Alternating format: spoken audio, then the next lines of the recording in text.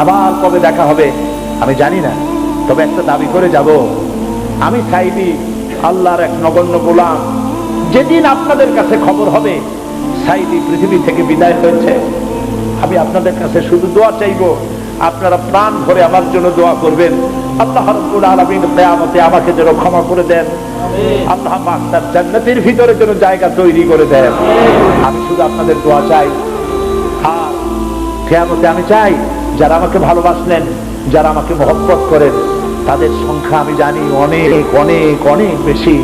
আমি আল্লাহকে বলবো, আল্লাহ আমাকে যারা ভালোবাসে এরা আমার মায়ের পেটের ভাই না, এক জেলার মানুষ নয়, অথচ আমাকে ভালোবাসে শুধু দিনের জন্য।